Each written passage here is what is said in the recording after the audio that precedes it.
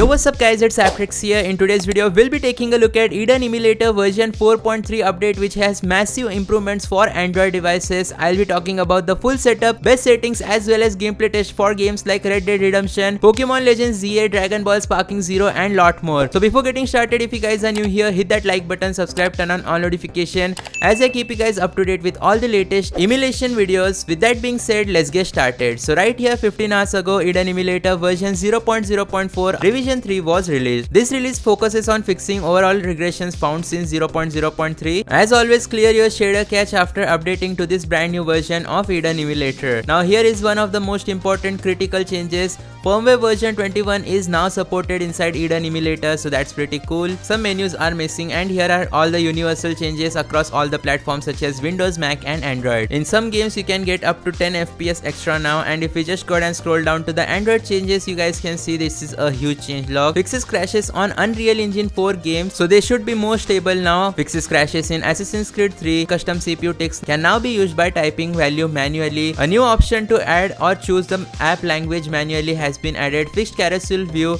along with that fixed system information dialog such as CPU, GPU, system, etc. Shader cache is now wiped whenever the GPU driver is changed, and here are some of the internal changes, etc. Fixes Pokemon Legends ZA as well for PC platform. As Eden is a completely open source Nintendo Switch emulator, you guys can check out the full changelog on its official GitHub, and the Android version that we'll be using is going to be the Android standard build. So right here you guys can see I have already updated to the latest version of Eden Emulator. If you want to set this emulator up for the first time, you guys can watch my Eden Emulator setup video on the iCard above. But regardless, when you open it for the first time, it is required that you clear data of the emulator so that all the disk shader cache etc are cleared before trying out the new version, as it may improve performance. Anyways, let's start with the best settings. So first of all, go to GPU driver manager, tap on the fetch button and add a custom graphics driver which will improve our performance. This only works with Snapdragon processor Android device, so go with Kimchi Turnip graphics driver and go with the 26.0.0 RC4 if you have Snapdragon 8 Gen 3 or below. If you have Snapdragon 8 Elite processor,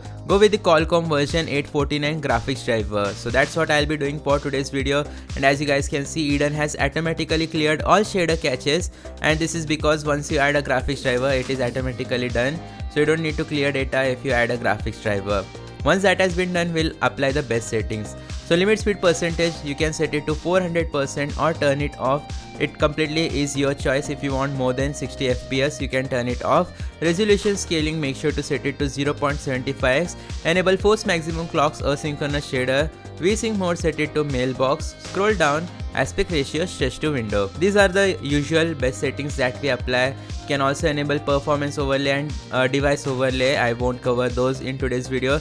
Extended dynamic state, you can set it to 3 for best performance, but if your game does not boot or if it causes graphical issues, then set it to 0. That's what I'll be doing for today's video. Make sure to enable release fences early, so games like Dragon Ball Sparking Zero will actually work inside this emulator. Enable enhanced frame spacing as well as fast GPU time. Afterwards, scroll down, set the VRAM usage mode as aggressive. Once that has been done, you can enable custom CPU ticks and type the value manually, or you can also plus it. For today's video, I'll go with 40,000 custom CPU ticks. Once that has been done, you can keep everything like this. We'll go back once again, we'll go to Applet Launcher and let's check out the Q Launch feature if it is working. So yeah, surely enough, you guys can see Q Launch is actually working inside the Eden Nintendo Switch emulator for Android, and we are getting about 230 FPS inside Q Launch.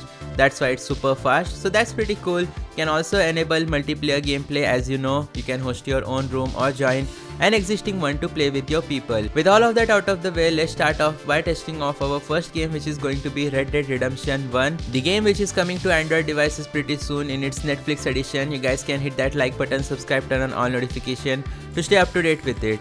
So here we go, our game has successfully started.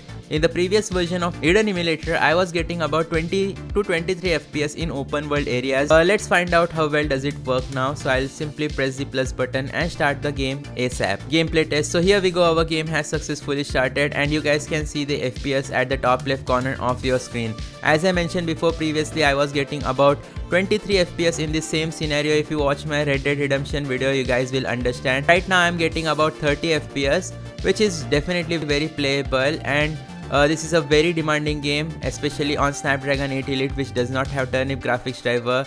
Red Dead Redemption is very demanding game, but you can expect about 30 FPS without any issues for emulating such high-end titles on your mobile device. So here, let's quickly get on our horse. And now you guys can see the gameplay for yourself. 30 FPS, pretty stable. So in terms of performance, I can definitely see a performance gain of few FPS compared to that of the older version of Eden Emulator Android. And even if you try the Antutu version of Eden Emulator Android, it won't be that better. So I would say that go with the normal version of Eden Emulator instead. And yes, let's exit this game and try out Pokemon Legends ZA to see if it works on Snapdragon 8 Elite Android devices now. It's very unlikely, but yeah, testing is my work.